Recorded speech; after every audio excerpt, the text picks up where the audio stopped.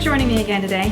I want to show you one of the things in my toolbox that I really can't do without, and that is Tylose powder. A lot of people know this as CMC, but it's really, if you're working with gum paste, it's kind of something you can't do without. There's a little formula that you can use. 12 ounces of fondant plus 2 teaspoons of Tylose, or CMC, equals gum paste. So you don't really have to use that formula. It's a little bit loose. You can have a little bit of flexibility. It's not so much like you're baking cookies, that sort of thing, that you can go wrong if you've added too much baking powder. It's kind of equated to salting your food, if you will. So if you add a little bit less or a little bit more, it's really not wrong. It's just really what you're using it for. I'm just sprinkling a little bit on my fondant here. I'm just going to fold it in, and it's kind of a light dust. If any flies out, you can kind of dot that up. But just knead that in thoroughly. If you need a stronger gum paste, like let's say you're making a big loopy bow that needs to hold its own weight, you might want to add a little bit more. If you're rolling something really, really thin, like flowers, you might need it a little bit stronger. Where you might need less strong gum paste is if you're maybe making a modeling figure, like a bride or a teddy bear or something like that, and you need time to kind of push and pull and model it. That way it's not drying as fast on you. Now there's several uses for gum paste itself, where you would want to use gum paste instead of fondant. So I'll set this aside now. I've got that all kneaded in. I really like to wrap this up and set it at least 15 minutes, up to 30 minutes is really a good time frame for using the gum paste with the Tylose powder in it. Now, make sure that's wrapped up. It does dry quickly. So one place you might want to use it is if you're doing cutouts on your cake. So here I've got a couple of circles cut out, just with some different sized circles. I've cut one out of the other and then another one out of the medium sized one. So if you were just using fondant for this, when you went to pick it up, it might stretch out of shape as you're putting it on the cake. If you've got a little bit of Tylose powder in there, therefore gum paste, then it's not going to stretch as much, and you can kind of push those out from each other. And as you move it over to the cake, it's really not going to stretch out of shape. That does really nicely. Another place you might want to use gum paste instead of fondant is if you're drying pieces. So let's say you've got a little cowboy hat or figures that are holding up their arms, something that needs to really hold its own shape. Here I've got a couple blades of grass. So I just cut out the blades of grass and turn them over a little bit, and they've just dried about a half an hour or so, and you can see they'll stand up on their own now, and that can go as a nice accessory to a cake.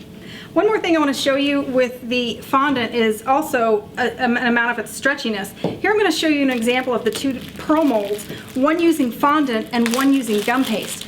And you can see with this pearl mold that with the fondant use, it's going to kind of stretch out of shape. And I'm not going to do the whole strand here, just so you don't have to watch the whole thing. I'm just going to make a little bit of a snake here, kind of wiggle this down into the mold, and then use the rolling pin to really get it down in there deep. And then I'll cut off the excess here in just a second. Let me get some more of that down in there.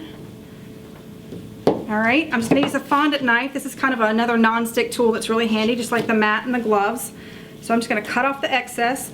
Really, if you're using a spatula even, or a knife to cut on these molds, you're really going to cut through them eventually. I've seen people use spatulas and they end up cutting through their molds, so be real careful of that. I'm just going to clean up my excess. And then you'll see the fondant, it tends to stay a little bit sticky, and I even have to pull down a little bit to get it to come out. And as I'm pulling down, it kind of elongates the pearls, and it's not as nice as it is with the gum paste. So here I've got a little bit of gum paste that's been sitting at least 15 minutes, maybe up to 30. It's wrapped up tight and keep it overnight or longer.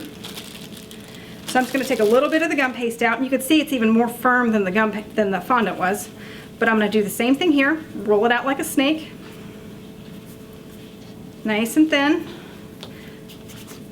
stick it down into the mold, and this is so much firmer, it's nice, it doesn't stick to my fingers as much, a little bit easier to work with. And then I can go back over that with my rolling pin, get it nice down in the mold to get all that nice detail. And again, I'll cut off the excess.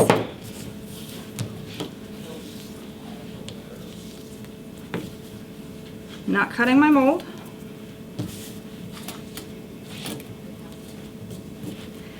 Clean that up a little bit. And you'll see, now that I turn this out, how easily this comes out of the mold.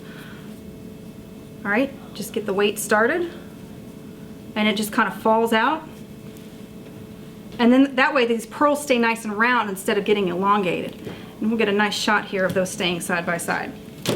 But that's several uses for the Tylose powder. It really is kind of an indispensable tool for a cake decorator. So I hope if you're interested in gum paste, you start with this. It's really easy to use, and I hope you have fun with it. Thanks for watching.